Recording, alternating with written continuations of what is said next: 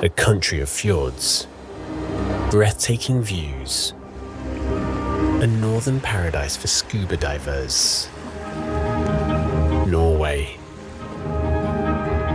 Crystal clear fjords, fantastic, colourful and diverse nature. But this time we are not looking for clarity or the charms of nature. Let's dive into a dark place, but full of atmosphere and true history. We're getting the equipment ready, and you're welcome to listen to a short story before we head underwater. It was December 10th, 1944.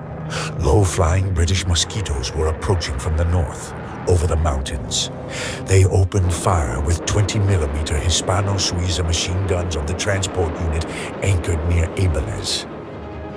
The ship's German crew was completely surprised. Part of the crew evacuated to land in panic in lifeboats, while others sought shelter on the ship.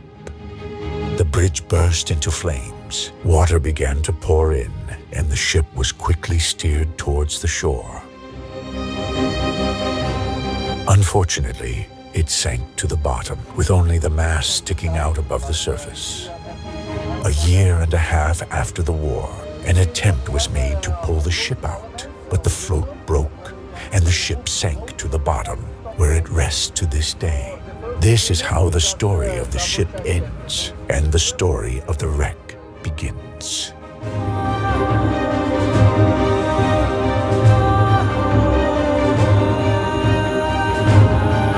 The bow section, the deepest.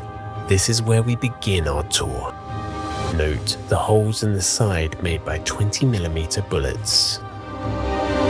On the bow deck, a beautifully preserved anchor capstan with chains tensioned in the hawse pipes. The anchors are lying on the bottom near the bow.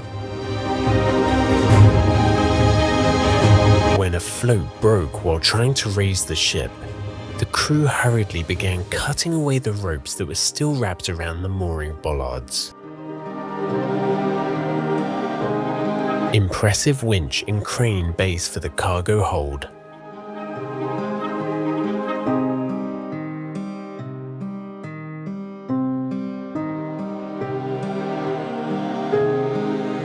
One more shot of the winch and we descend about 7 meters to the cargo hold.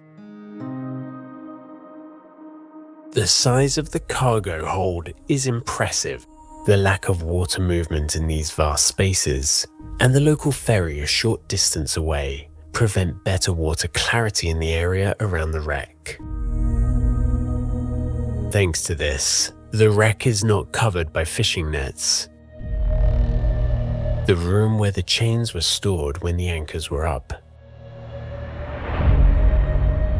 We leave the cargo hold and head over the bridge. Fire and time had taken it at all, but the damage to the bridge gives idea of the destructive power of the weapon used by mosquito planes. From the bridge we head under the stern, around 40 meters. Here we are greeted by a huge rudder blade and an impressive propeller.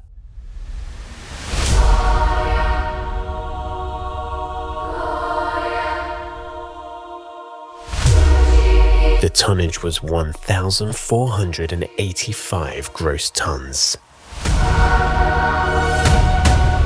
The drive was a 3-stage steam engine. It could propel the nearly 74-meter-long ship to a speed of 9.5 knots.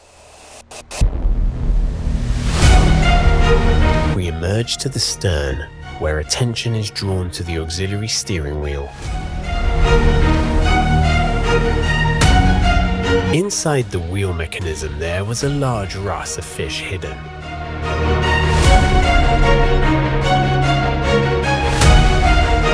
We continue our tour of the deck and visit other cargo holds along the way. Gudrun is one of those wrecks that has an incredible amount of detail on board.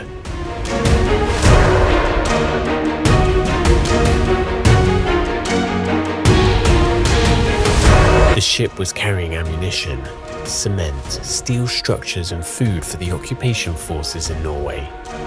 Fortunately, the ammunition was never unloaded onto shore. After the war, during an attempt to recover the ship from the bottom, the ammunition was recovered and sunk in a deep part of the local fjord. Learning the history of the ship, the events surrounding the sinking, and then diving at the wreck arouses unforgettable emotions. However, above all, it is important to remember about safety and proper preparation. Our visit to the wreck is coming to an end. We head for the drop line and begin our ascent. One last look at the deck and 25 minutes of decompression